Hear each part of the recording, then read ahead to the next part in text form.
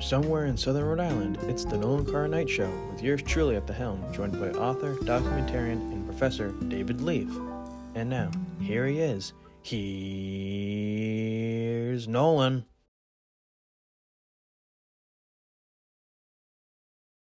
And welcome back, ladies and gentlemen, to a very long-awaited sequel to what we did last time with a previous guest. So now we're back on a regular scheduled broadcast, hopefully.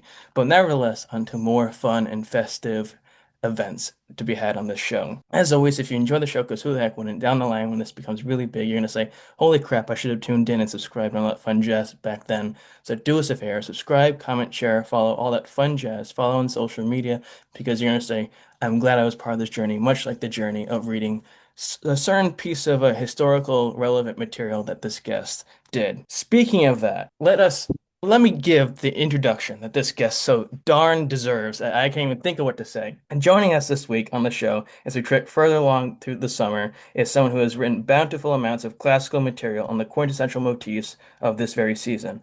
Although he might not be a leaf on a windy day, he has certainly made his mark as one of the most prolific writers, authors, documentarians, professors, and confidants of music's greatest luminaries life has to offer. It's with immense pride, joy, and an honor to welcome back, after almost 3 years, the incomparable David Leaf to discuss his new book, and I have it right here. Smile, The Rise, Fall, and Resurrection of Brian Wilson David. It's a pleasure to chat once again. Great to see you, Nolan, and I love the Olympic flag behind you. Um, I'll compliment you on your hat I then know, because yes. it's got the Pet Sounds colors. Yes, the Pets, one of the premier albums of all time, as is Smile as well. And it's one of those hats where it's like, they're trucker hats, but there's a certain style of hat that was made many years ago that a lot of older folks, a lot of older grandfathers would wear. And the hat just spoke to me when I saw him in concert, and whomever had a hand in putting it together, would it be Mark London, whoever it might have, not Mark London, no, yeah, Mark London, whoever it might have been, did a great job on all that stuff on one of Brian's final tours. But beyond that stuff, there is so much I want to talk to you about, and of course, it's about the book, your background, this wonderful piece of literal history. We talked in our previous conversation a few years ago about the precursor to all this effort you put into of helping get Smile out into the limelight and to get into people's ears. And whether it be back in New York and wanting to move out to California to get this going with Brian, become his friend, but the more specific pinpoint was that historic Surf's Up, Rolling Stone article done by Tom Nolan that you read in the early 70s. It was 1971, and that was the precursor to you actually getting up and doing something and getting out here. But beyond that, what else was the precursor to wanting to get out here and have this almost sort of near OCD wanting of getting this music out into the world on behalf of Brian and his pals? Well, in freshman year of college, I took a journalism course with Phil Robbins was the professor's name, and what I remember was we studied one of the books we read during that quarter was biography of Edward R. Murrow, who I had known vaguely from as a kid watching on television, but in reading his life story, and he covered the Blitz in London during World War II, and he was responsible in many ways for um, getting rid of Joe McCarthy during the Red Scare in the 50s.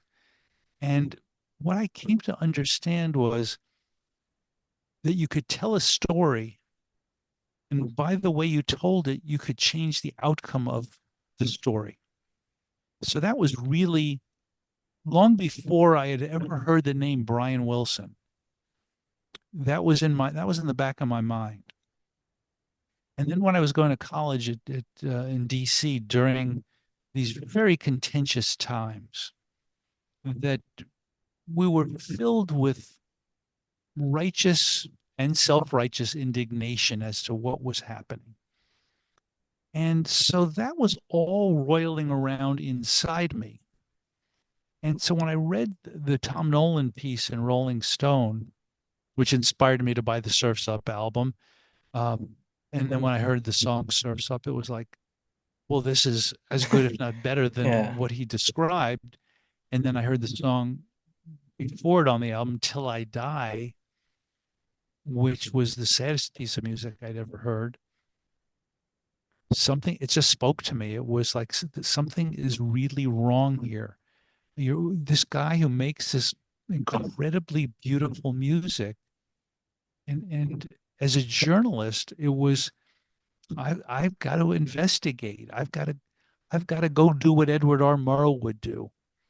And I made my roommate crazy. I mean, we went down the rabbit hole and listened endlessly to every album we could get our hands on and talked about it. There wasn't that much to read in those days. But finally, he got so annoyed with me. He said, "Look, if you're so upset about this, why don't you do something about it?" And that's when I kind of said, "Okay, I'm going to move to California, write a book about Brian Wilson, become his friend, and help him finish Smile," which was certifiably insane. There was no evidence that something like Yeah, that could happen. And so that's the precursor to all of it. What also happened with hearing the Surf's Up album, because I was a sports nut. I wanted to be a sports writer and a sportscaster, and I was writing for the school paper. And so I went to the editor. And I said, "I'd like to write an album review." So the first thing I ever wrote about the Beach Boys was a review of Surf's Up, and I never looked back. It's became the music editor of the school paper, and so I had this mission that I was on. Now I didn't know it was a mission at the time. It was just a notion, if you will, an idea. Now, uh, I can look back 50 plus years later and say it was a calling. It seems like it was something I had to do. And exactly why, I could write a whole other book about that if I could figure out the exact reasons. But I did it. And the things that happened along the way, which, you talked about the book God Only Knows, which was a massively updated reissue of my 1978 book, The Beach Boys and the California Myth. That was me on the outside looking in the original book. The update was me on the inside, kind of sharing what I thought was appropriate. And the Smile book is unlike any of that. sure. It's, when I talked to my publisher a few years ago and said, the 20th anniversary of Brian Wilson Presents Smiles coming up. I said, I'd like to do a book. He says, well, what do you have in mind? And I said, well, when I made the movie Beautiful Dreamer, 99% of it ends up on the cutting room floor. We don't even use it. It doesn't get into the movie. So I've got all these great interviews with all these amazing people. Some of the people didn't even make it into the movie. And so I'd like to publish a book of these interviews. And he said, no, interview books don't do well for us. He says, what works for us is an oral history where people who were there tell the story. Well, I was all for that. Yeah, I mean, I was all for that after 5 seconds of, oh my God, that's so much work. I can't believe I'm going to have to do this. But I had the material, and I was there in 2003, 2004. So I knew I could tell that part of the story. And he said, but you're going to have to go back and tell the original Smile story as well. And I was like, oh, God, again? I've got to tell it again? So I had told it in the Beach Boys and the California Myth. I had told it in Beautiful Dreamer. But now I was going to tell it in a completely different way, which was have almost as if you were sitting in a room surrounded by 20 people, and each of them was going to tell you a piece of the story, and the next person would speak, and then someone else would speak. And that's how it kind of came to be, which was the people who were there, either sure. participating in it or flies on the wall, like Van Dyke Park's first wife, like Carl Wilson's first wife, like Danny Hutton, Brian's best friend. They're telling the story as they saw it. Sure. So the book became, um, instead of how I, as a journalist, would tell the story, or I, as a documentary maker, would tell the story, it became a story that was told by others. And I think the book is about 75% written by other people. Obviously, I picked the quotes and I sequenced it all. Um, but, and I contextualize when that's needed. But the story is being told by the participants. One of the more entertaining moments I read in the book was, obviously I know that you were part of, and as many other people do, part of in a small way of Brian's first solo record, and not in terms of the music and creating the music, but the outside stuff as well for that album. And of course, you're at the YMCA, you're playing basketball with a friend, then Brian's there with the late Stan Love, and then you play together. Brian plays minimal defense, I think the story goes, No and defense. then no defense. But then the kicker of it all, and the real funny part of it, is that at some point you become friends with Brian, and he ends up staying over at your house early in the morning. And sleeps over, and then you're having breakfast with him at your table. For you at that point, I know you were interested in Smile. Part of your goal was to get it out there. But during that moment, before you became a dear friend of Brian's, how much of an experience was that just seeing Brian at that point and thinking, this is the man that created this project that I want to see the light of day, and I want to see how I can get into helping him realize that goal. Uh, it's a really good question. Just I have to correct you. Just we didn't have breakfast that morning. He when he came over, brought by two of his friends, he wolfed down the leftover pizza that there was. So there was no breakfast. And I drove him home around 4:30 in the morning. Um, if he had said, "Hey, can we stop at a coffee shop and have breakfast?" we would have. But the thing that I realized very early on um, was that being his friend meant being his friend, Sure. not being a lyricist. He asked me many times to write lyrics for him. It didn't mean talking to him about his career. It meant just being his friend. And I don't think from that moment in 78, when he showed up at my door with Harvey Kubernick and Rodney Bingenheimer at 1 o'clock in the morning or something like that.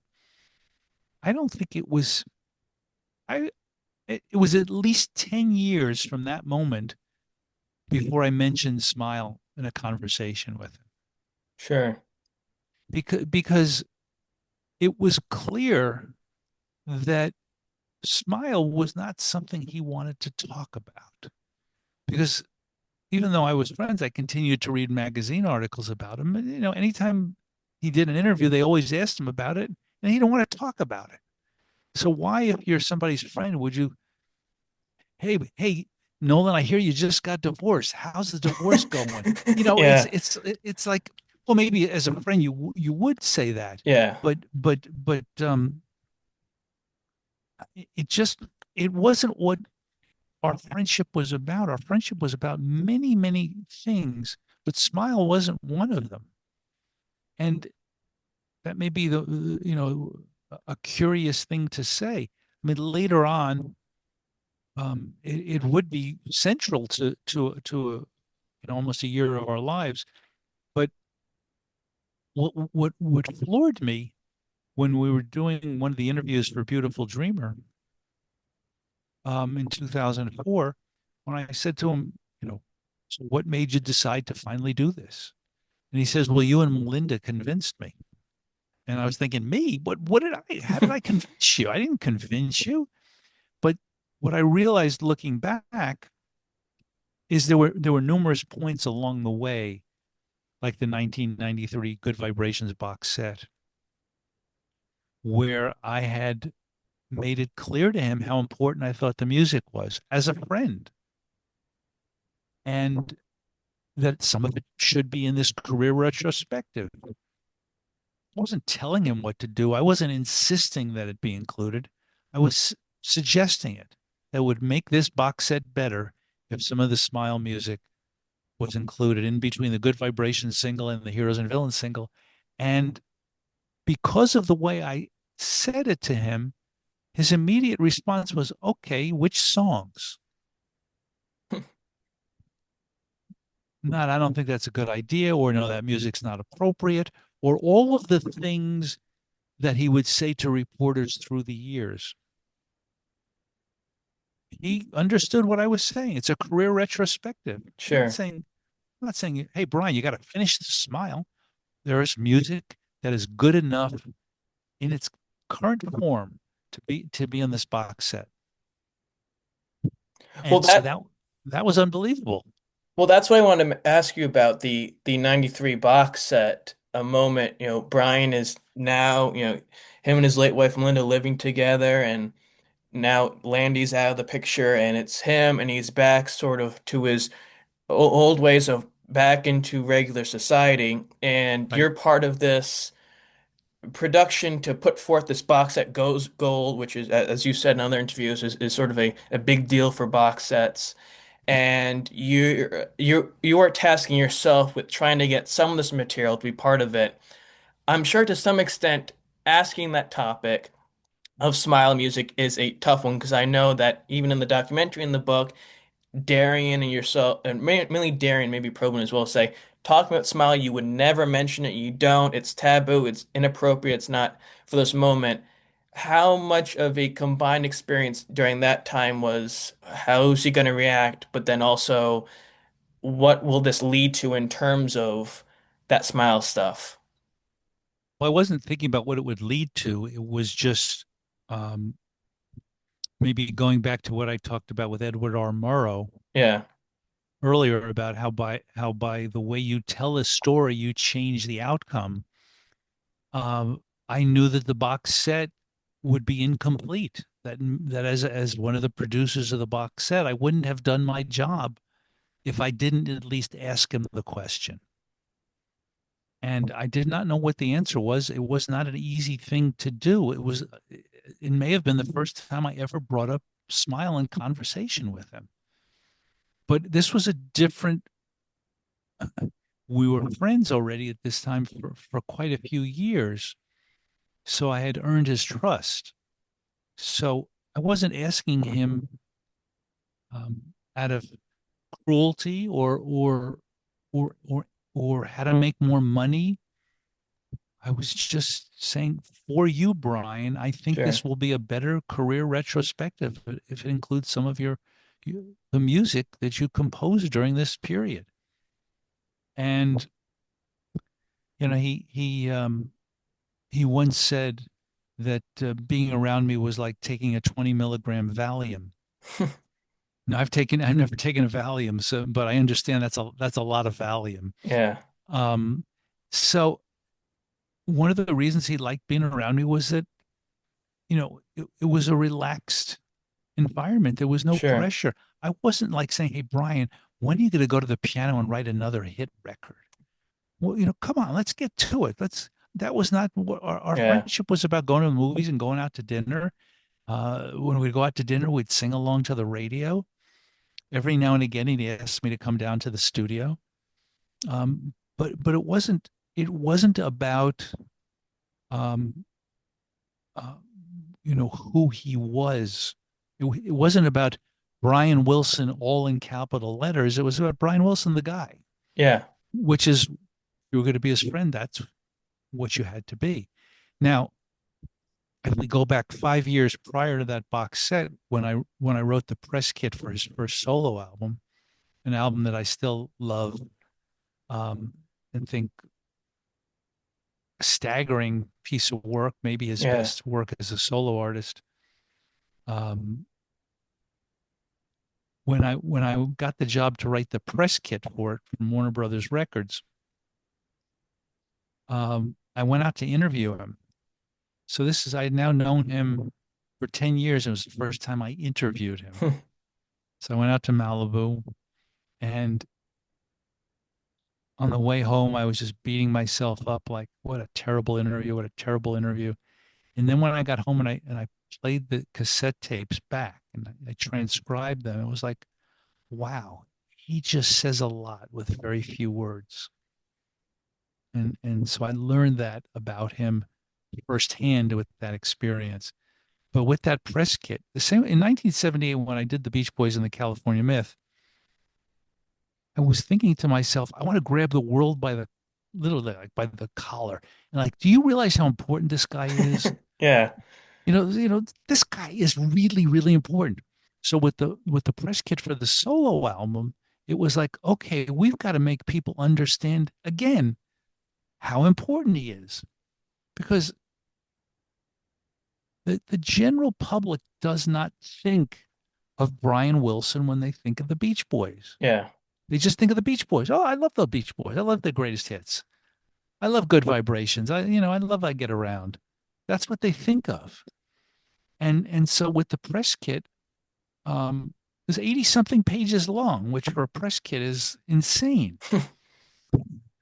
It was such a long press kit they had to put it in a 3-ring binder. That's how big it. I mean, it was just bonkers. So that was our first professional interaction, and so for the Good Vibrations box set, this was our first significant one where we went over the track listing that we had come up with. And there was one song he asked to be taken off. I said, okay. I said, I don't agree with you, but it's your career Yeah. retrospective. Um, and then after that part of the conversation was over, that's when I popped the smile question. And it was something I learned about him that I took with him for the I took with me and our relationship for the next 30 plus years was just remember to treat him with the respect he's due Sure. as the creator of this body of work. Um, that had nothing to do with our friendship, but whenever there was a professional aspect to our relationship, like when we were doing Beautiful Dreamer and during the interview, at one point he said, David, ask better questions. I mean, it's he's a very funny guy on top of everything Yeah. else. But it was it was it was never awkward um to be to kind of have those two roles, friend Sure. and be involved professionally. It was never awkward. Part of the book's title is the word resurrection. You see it's one of the three main words. And a few months ago, when you were on David Beard's program, you mentioned how this book is more than just a retelling of Smile, what led to it being presented, but it's also a resurrection of the human spirit. In order for this, glorious resurrection to happen, to get that 10-minute staying ovation in London on that first show, from your perspective, I'm sure Darren could also and Van Dyke could speak about it as well. What do you think needed to happen behind the scenes post box set 93 for this stuff to happen? Well, there were a lot of baby steps and some big steps. I mean, one time, and I don't remember why exactly, I had written down the name of every single Smile song title and fragment on index cards, and we had tried to sequence it at the kitchen table, and it was not a successful venture. Yeah, I'll put it that way. Around that same time, um, I'd said to him, I said, Brian, this music is too beautiful not to be heard. I want to get a symphony orchestra to perform it with a choir. And he said, good, I deserve that. I mean, that's him. yeah, He knew how great the music was. sure. Um, Even if there were people in his world who didn't think it was appropriate for the Beach Boys. So those were, just conversations. The biggest step was, or the first giant step was him going on tour. And I remember when Melinda told me about that, and I thought to myself, oh my God, that is a terrible idea. I'm sure glad it's not mine. And it was like, what do you mean on tour? Yeah, I mean, I remember seeing him on stage with the Beach Boys. He might be smoking, he might be paying no attention. He just looked unhappy. Sure. But it wasn't. It was a four city tour, was mini tour, if you will, was planned to promote the Imagination album. So this is March of 1999, and it was in the Great Lakes region. And my late wife, who was from upstate New York, Rochester, near Lake Ontario, she said to Melinda, it's still winter. And sure enough, there was a blizzard the day before the tour began. Now, I had no intention of being on this tour. I was busy working on whatever show I was working on, whatever documentary I was in production on. And I got a call from Brian maybe 10 days before the tour. And he said, I need you guys. They were rehearsing in Chicago. The band, the Wonderments had gone to Chicago. Jeff Foskett was there and a bunch of Chicago great session players. And they were finding their way as a band. And there were conversations / arguments about how the music should be performed.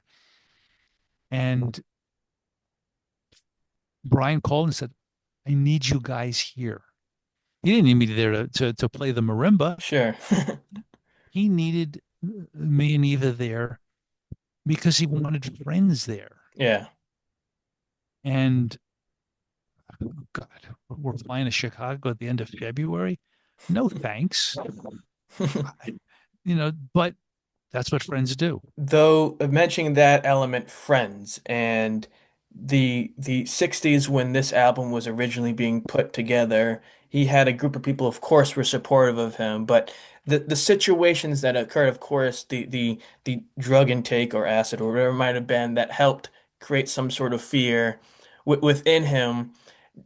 By the time 2003, 2004 comes along, obviously that's long past, and he's surrounded by people like yourself, your late wife, Melinda, obviously, Jerry Weiss, Ray Lawler, all these great people that played a role in his life. How much of an impact beyond the musicians that he was going on tour with played in his ability to faithfully put this album or music together and put it out into the world?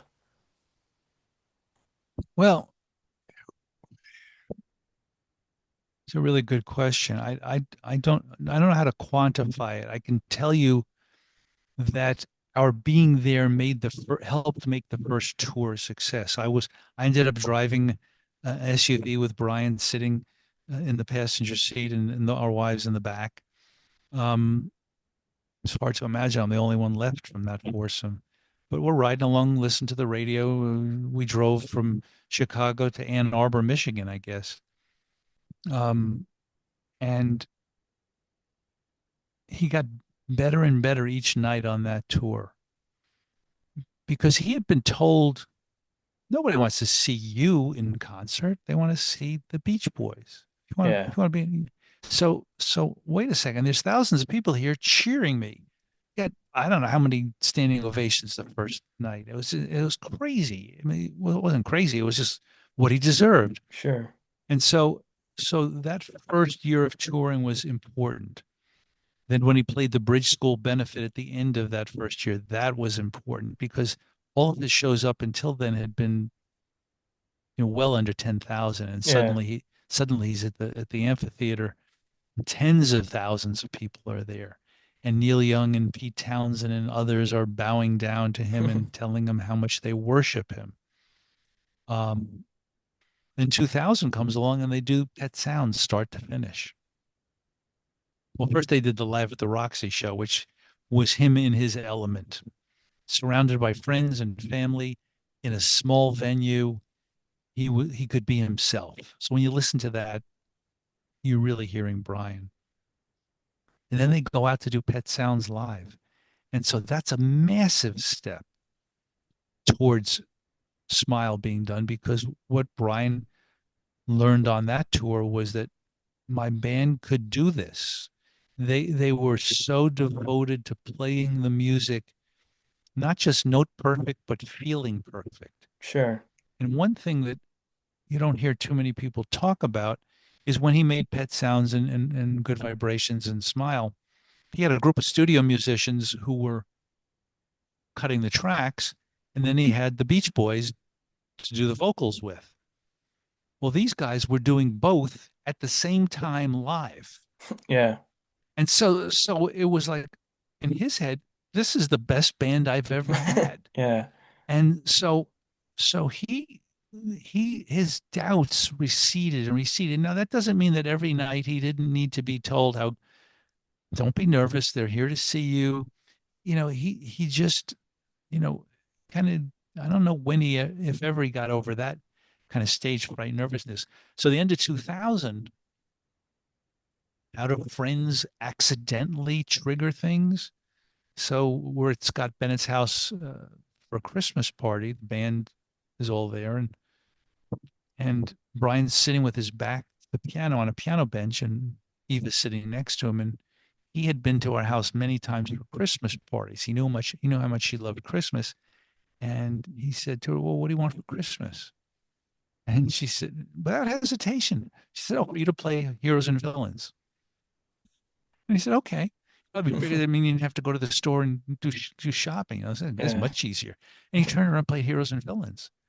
And the band came running from whatever room they were in because they recognized Brian Wilson's piano style, but it was like Heroes and Villains. He's playing Heroes and Villains. We've been told never to mention these songs. He's playing it. And when he was finished, I said, "Brian, you really ought to play that at the tribute next year." And he says, "Okay." I mean, it wasn't anything more than that Yeah. because he knew his band could do it. And when Sure. they did it at the tribute, and when he heard Vince Gill and Jimmy Webb and David Crosby sing Surf's Up and the Boys Choir of Harlem do Our Prayer, he heard this music being performed, and the world didn't come to an end. So Yeah. all of those fears about the world not wanting to hear this music, I wouldn't say they were gone, but he had pretty good evidence right in front of his Yeah. eyes. And of course, he does Heroes and Villains, and the New York crowd goes absolutely bonkers. And so they started adding Smile songs to their set list in 2001, 2002. Um,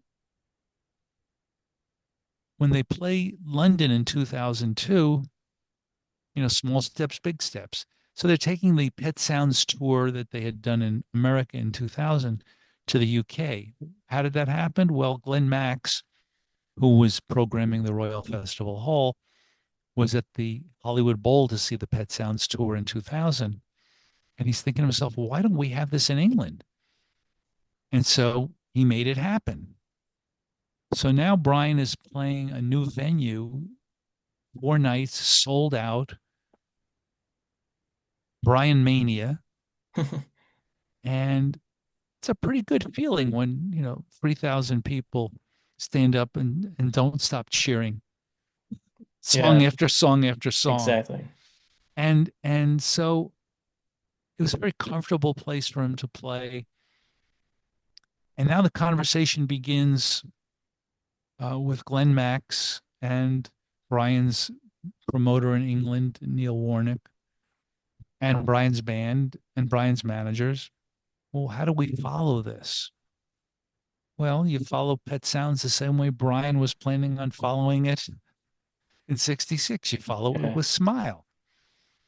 And I had no idea that that was going to happen. I wasn't even part of the conversations. Other than once it was decided, I was there in England when he announced it in May of 2003. But it again, it wasn't you have to do this. Sure. It was Melinda saying, Brian, fans on it was called the Blue Board, his where his fans would post online, and the fans on the Blue Board are really wanting you to finish Smile. They really want to hear it.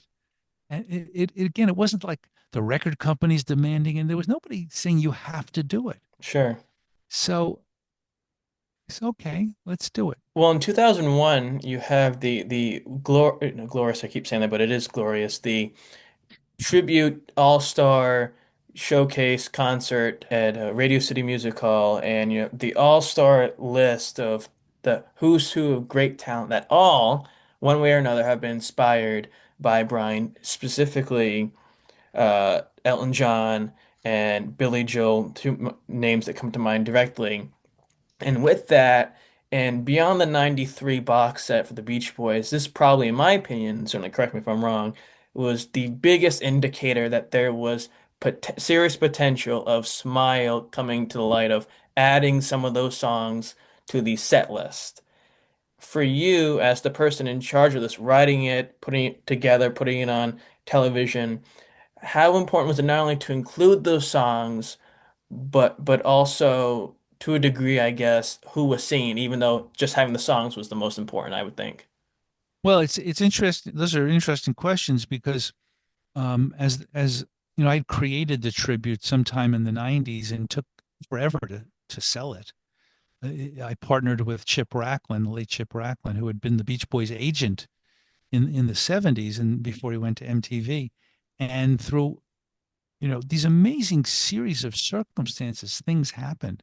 His best friend was running Radio City Entertainment from high school. He had promoted in high school. This guy had a band and he promoted the guy's first concert. They'd been lifelong friends. So when he brought it to this own idea of a tribute, he said, sounds like a great idea. He talked to Brian Diamond, who worked for him, who had just done a Johnny Cash tribute with TNT. And he says, sounds like a great idea. Let me talk to TNT. And they took it to TNT, and TNT said, great, provided you have two giant superstar artists on the show. At that point, we had Elton John. Elton John, when I asked him to do it, said, I don't care who else is going to be there. I will be there. That's how much Brian meant to him, Yeah, means to him. And so as the when we started to put the show together as to who was going to do what, in my mind, this couldn't be a Beach Boys concert.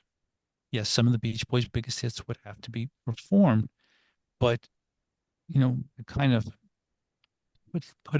my marker down in the production meetings. I said that we have to have Surfs Up, we have to have some Smile music, and so you know, nobody is really as familiar with the music as us nuts. sure. So they said, well, what do you mean? I said, well, he's got this great a cappella piece called Our Prayer. It'd be a great way to open the show, the way it was going to open the Smile album. And when they listened to it, they said, wow, yeah, let's get a choir to do that. And so they got the Boys Choir of Harlem. And when it came to the song Surfs Up, there was a woman named Allie Gifford who was the talent producer. And I distinctly remember her saying this in the production meeting. The question was, who could sing this song? And she said these words. She said, let me pray on it. And the next day, she said, I think Vince Gill could do it. And so Vince Gill was booked.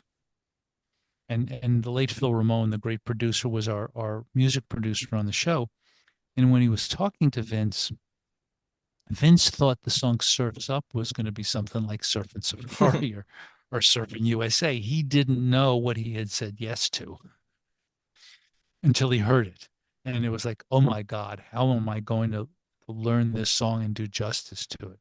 But he and David Crosby and Jimmy Webb at the piano sure did. Not only that, Vince Gill's performance of The Warmth of the Sun was Yeah, staggering. So it was like, what songs to me needed to be part of the show? Well, Surfer Girl, the very first song Brian wrote, a song everybody loves. Who was going to do it? Well, Phil Ramone talked to Paul Simon, and Paul Simon said yes. And then he completely rewrote it like a yeah, great jazz artist. I mean, that's a real tribute when instead of doing the song exactly as it was, you put yourself into it. You put your own artistry into it. David Crosby was a big fan of Brian's, as is revealed in the Smile book when Brian talks about David Crosby's trips up to the house. When we hear about David Crosby bringing Van Dyke Parks up to the house, what's David Crosby going to sing? Well, Phil Ramone, knowing how to put voices together, he takes David Crosby's voice and Carly Simon's voice and Jimmy Webb's voice, and he creates a trio to do In My Room. And, I wanted The Warmth of the Sun to be part of the show. And I asked David Crosby to introduce it because, I knew how important the Kennedys were to Yeah. him. And when I told him why, he says, okay, I'll do it. Billy Joel doing Don't Worry, Baby. I mean, so you've got, Elton John doing God Only Knows and a duet with Brian on Wouldn't It Be Nice? I mean, you have keystone songs of Brian's body of work. We had a start to finish performance of Pet Sounds that night that has never been seen. With I think David Crosby did Sloop John B. We only had room in the show itself for I think 3 of the songs. So that was a big night in all of this. And Brian's band is that kind of quote unquote house band. Yeah. They're proving their versatility every step of the way. And so if the box set gets the music out into the world, and the Radio City Tribute gets the music onto television with Brian doing Heroes and Villains to a massive ovation and into their set lists, well, these are all big steps. When he announced it, he didn't want to talk about it for months. In terms of the album, once as the quote said by Brian, I believe himself, smile, you raising trying to raise the Titanic out of the ocean, paraphrasing it, of course. Once it gets, okay, we're committing to this, we're going to do this. It obviously would be a monumental, if not impossible, task to not include Darian and Van Dyke in the process of re-bringing this album out to the world. But how important was it for two people, not just in general, but two musically gifted-minded people like them, to be attached to this, to bring the authenticity of that music and that album out into the world? Well, Darian was essential because he's one of the sweetest people you could ever meet. And so he and Brian got to work on trying to figure out a sequence to it. And then, because that had been Brian's problem back in 1967, what order do I put all this music in?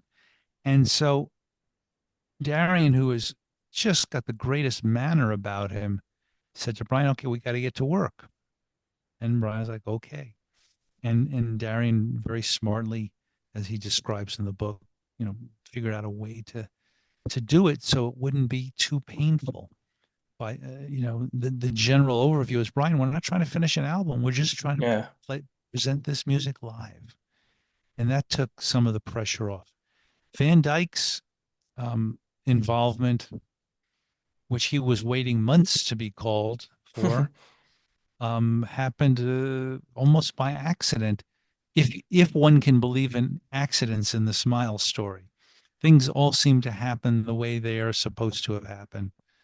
And for Darian, it was extremely important that Van Dyke be involved because he didn't want the sole responsibility of, I'm the guy who helped Brian do this. He Sure. wanted the other person who was there in 66 involved. And there were tracks that didn't have lyrics yet.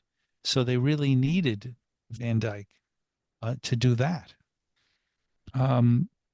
So it was absolutely essential.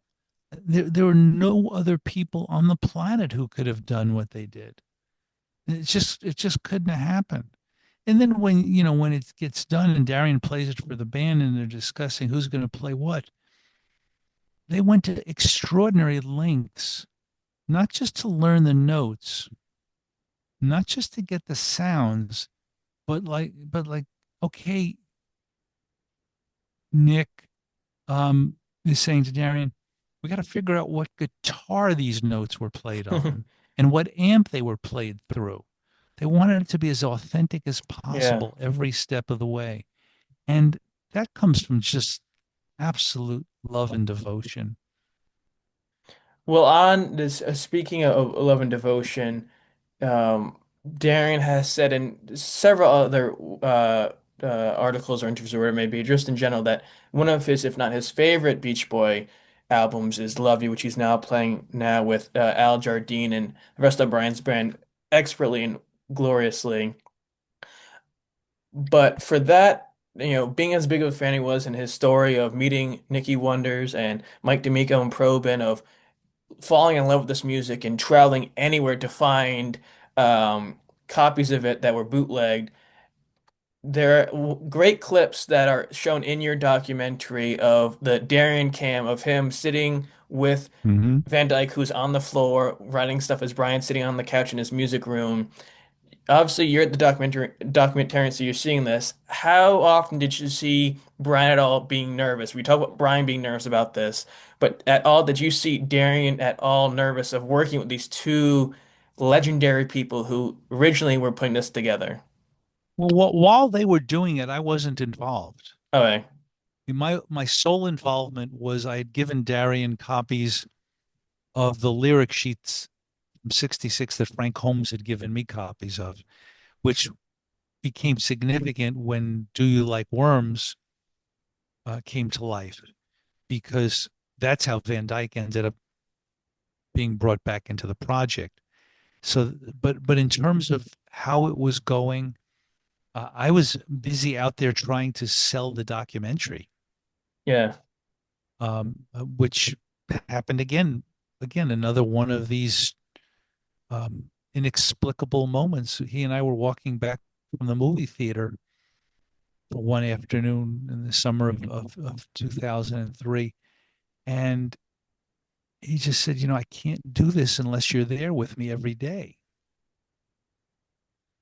And I said, what do you mean? He says, I need you to be there.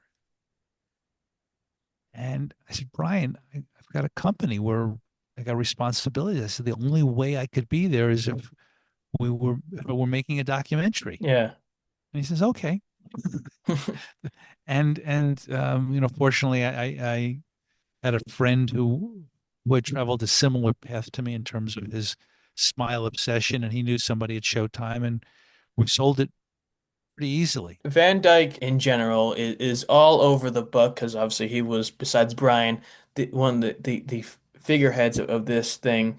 And what I love about the book is that he is as detailed and as long tenured as he possibly could in his answers. Even some points early in the book, you're like, okay, let's get to the point. Let's wrap it up. But also in the documentary, there's never a moment I see where he seems nervous. He is supportive. He is there. He's saying, "Yeah, I think we can piece this together." When Brian's a little nervous of if they can or can get this together. For someone like that, for him, what were your expectations of Van Dyke's interest or participation in this? Because I know you said he had been waiting months for it to get the call to be part of it. But did you have any reservations from a side view of what he'd be like doing it as Brian was? No, I thought it was great. I thought it was great when they did Orange Crate Art. It's one of my favorite albums of that Brian sang on ever. So I was thrilled that he had gotten off the bench, as Yeah. part of the team. Um, but I wasn't being apprised of this on a daily basis All or right. weekly basis. We started shooting in January when the band gathered at Brian's home in the music room to start vocal rehearsals. And so you were asking about nervousness. You did not see a nervous guy on the Darien cam, but you sure saw a nervous guy in his music room when the vocal rehearsals were starting. Yeah. He was well, you see it in Beautiful Dreamer. Yeah. And so nervous that the second day he walks out of rehearsals and drives himself to the emergency room. And so but he was determined. He was given a number of chances to bow out, And he said, no, I have to do this.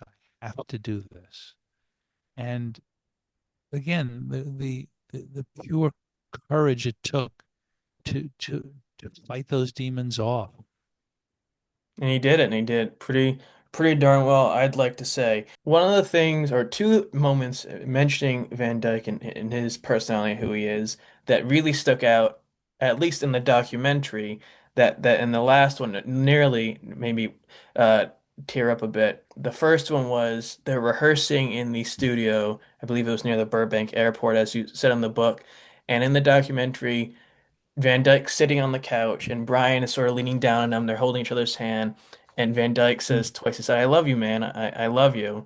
And then in the doc at the end, after at the end of the ovation, Brian's giving the, the classic thumbs up and seal of approval, okay sign. He calls Van Dyke up. So not even like saying, this is my album with my band. I want to take the ovation here. He's sharing with Van Dyke, and Van Dyke, he grabs his hand. Van Dyke bends a knee and Van Dyke's weeping the whole time, and that just speaks to the opportunity to him. In terms of legacy, obviously this helps cement Brian's legacy higher up than what Pet Sounds did. But what do you hope 20 years later on this anniversary that project, that return to that project does for someone like Van Dyke? Well, we have to go back to 1967 to when Smile was shelved and what it meant to him then. Because he was not a big name in the music Sure. industry at that point. And so he was about to be the lyricist to Brian Wilson's follow up to Pet Sounds. And all of a sudden, the rug's pulled from under him. And he goes off and has a solo career. Brilliant arranger, brilliant orchestrator, obviously a brilliant lyricist, not a great singer. There's, as the story goes, when Brian was sitting in the studio getting ready to sing Orange Crate Art some 30 plus years ago, he said to Van Dyke, remind me again why I'm here. And Van Dyke goes, because I hate the sound of my own voice. And, and Brian doesn't go, oh no, Van Dyke, you've got a great voice. He goes, oh, okay, I got it. And and then he starts singing Orange Crate Art. You know, he is, you know, I think Orange Crate Art and Smile are a great 1-2 punch because Van Dyke Park composed Orange Crate Art. So you hear his brilliance as a composer, Sure. and on Smile, obviously his brilliance as a lyricist. But we're talking, unfortunately, about two cult artists, as Yeah. strange as that is. You know, when Brian passed away in June, the outpouring of praise for him was was gigantic. You know, Yeah. every superstar you could imagine, and people you were like, why is he saying anything about Brian Wilson? What does he have to? But it was like a staggering amount of beautiful tributes, and I think what we have is uh, a chance for everybody to kind of reconsider who Brian Wilson is and what Smile means. And Van Dyke is a major part of Smile. He's Brian's partner on Smile. And so I hope that for his legacy, Smile becomes bigger and bigger and bigger and bigger. Sure. That it's not just, you know, look, it sold 800,000 copies when it Yeah. came out in 2004, and when the Beach Boys Smile Sessions finally came out, it won a Grammy Award.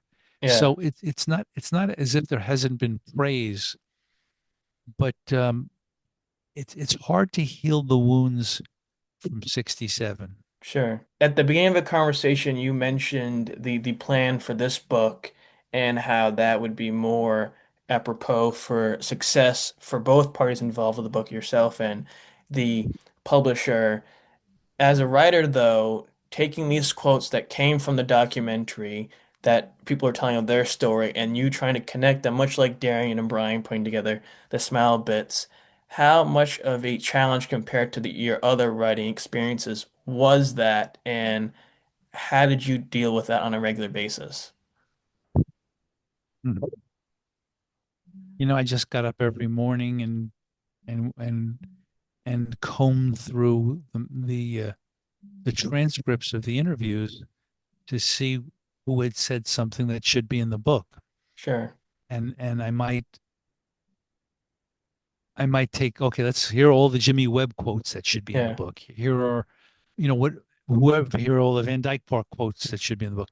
And then thank God for the cut and paste Yeah. process on a Word document. Um, when I did the Beach Boys and the California Myth, it wasn't really any different. I had transcripts of the interviews, and then with the scissors, I would snip little pieces together and on the living room floor, kind of sequence them. So really was just what needed to be in the book. And I don't think anything was left out. I mean, look, we shot hours and hours of interviews. We shot 50 hours of rehearsals. It all can't be in the book. Yeah. But I don't think anything important is missing. I really don't. I think one of the also peaks of the book, and you mentioned, and I don't know if it's ever going to come to light in terms of visual showing, but the whole band tells the tidbit story of how Paul McCartney comes to one of the shows and he comes in and speaks to Brian, goes into his locker room playing the ukulele, but then he joins Brian's prayer circle with the band, and how much of an influence that was for that night for everybody, but to showcase that Brian's hero, his musical hero, is there loving it and is giving him support, much like when Jerry said, Brian, you get the stunt, I'll buy you the greatest, biggest steak ever we can get at a restaurant. Knowing that magnitude of someone like Paul McCartney being there supporting Brian, being part of that element of the prayer circle and cheering him on, was that a pinch me moment for yourself, writing about it, showcasing it through your words, regardless of being a fan or not? Well, you love to have that kind of stuff. One of the things that happens, because remember, I'm writing this book almost 20 years after it all happened. So oh yeah, I forgot about this. I forgot about that. So there's a lot of pinch me moments. Sure. And so the band's story about what it was like when Paul McCartney was there and Taylor saying, I didn't wash my face. I mean, all of those are there's just such charming, Yeah. sweet moments, and it's in the documentary you see Brian sitting at intermission waiting to go do Smile, and Paul's backstage, and Paul says something like, give me a kiss, and Brian says okay, and then Paul says no tongues. Yeah. And I don't think Brian got the joke when he No. said it. But then you see Brian take Paul's hand and kiss his hand like Brian is the Pope and Paul is a cardinal. Yeah. And Brian has said something like, we're the only two people who can understand Yeah. what it is to have done what we've done. The last thing I want to mention, and again, thank you for doing this and sticking with me, is that, we always hear the analogy or connection that, hundreds of years after Mozart passed, we're still listening, talking about him, playing his music, and the same thing is going to be done for Brian thousands of years later, especially with Pet Sounds and Smile. That's what all the top artists of his time period and after say. At this juncture, this big of an anniversary for the album, the documentary, that sort of stuff, what do you hope the legacy is of this music in that daunting task that Brian completed in terms of a legacy? What do you hope is the future of all this? It's a good question. I just hope that, like Darian says in the book, that new generations discover the music, and Sure.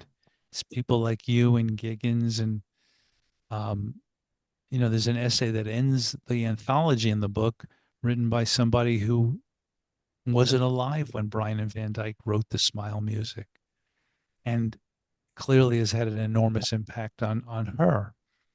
And so all great art, what are the stories they tell when they talk about Vincent van Gogh? They say only sold a couple of paintings in his lifetime, but we all talk about Van Gogh. Yeah, So Brian Wilson will be talked about. He wrote, arguably the two of the greatest albums of the 20th century. In Rolling Stone's most recent 500 best albums of all time issue, I think from 2023, Pet Sounds was number 2. And when I asked Brian to rate Smile versus Pet Sounds, he said, "Well, I give Pet Sounds a 4 and Smile a 10." Um, so this is great, great music, and it's really up to uh, people like you and me to be acolytes, to sure. spread the word, because um, melodic music is not all that present in contemporary music, and hasn't been for decades, for many decades. Um, if we look back at the history of music, it started at almost essentially with all melody and no rhythm, and now we're at a place where it's almost all rhythm. And so this music is still ahead of its time, Yeah, and it's hard to imagine anybody hearing it and going, "Well, that's dumb." yeah, To be at Brian's celebration of life in a church and hear our prayer, the music works in every context imaginable. yeah, And um, at some point there won't be a Beach Boys touring group that has original members, but there'll be yeah, Beach Boys touring groups long after I'm gone. And hopefully the part of what they do is perform the music of Pet Sounds and Smile and bring it to new generations. I don't really know. When things are part of a cult, it's hard to break out into the mainstream. And sure. it's especially hard today when everything is in silos. Yeah, Everything is, you know, Taylor Swift is enormous in her world, but do the people in Beyonce's world care about Taylor Swift and vice versa? yeah, So it's awfully difficult. It's, but again, as part of my mission is to write as much about this as possible, so that um, if one discovers this music and wants to know more, these books will exist. speaking of the book one last time, I obviously know where to get it. I know how to locate it. But for those who don't have it yet, are interested in getting it, where can they find it and that sort of stuff? Well, the first printing sold out, and the publisher did a second printing. Believe it or not, the books are printed in Czechoslovakia. So it took a while to get here. It finally made it to the States. So it's being distributed to bookstores now. And I would encourage people to go to their local bookstore, because bookstores are cool places. Yes. Uh, um, but I'll email you the Amazon.com link, Yeah. as well as the one for the UK, because they actually sell it cheaper than bookstores, and they also have an ebook, and there's an audio book coming as well. But I just, your local library may have it. Yeah. It's uh, I think if the subject interests you, and I tried to construct the book in such a way that if you knew nothing about the Beach Boys or Brian Wilson, you would read a couple of the early chapters, and like the thing called Introducing Brian Wilson, and um, Smile in a Nutshell. You read just those two chapters, you say, who the heck is this guy, and what the heck is this Smile? I need to know more. That's my hope. But really, if go online, stream from the Beach Boys box set, disc 1, tracks 1 through 19, stream Brian Wilson Presents Smile. If you don't want to read about it after that, I don't know what else I can do because the music speaks for itself. Well, everyone out there, as always, if you enjoyed this, because who the heck wouldn't, do us a favor by subscribing, YouTube, following on the audio platforms, liking, commenting, sharing, hearting, all that fun jazz, continue to grow it up. So then down the road, in a very short period, of course, David's going to have to tell those people in Czechoslovakia, hey, get a third printing going, get a fourth, get a fifth, because this is where it's at when I learned all about this book. Follow us on Instagram at Nolan Kurt Night Show and Twitter, Nolan Kurt Night. David, again, thank you so much for doing this. This is a great thrill. And in the words of Johnny Carson, the dean of talk shows, certainly this one, I bid you all a heartfelt good night. Till next time, take care.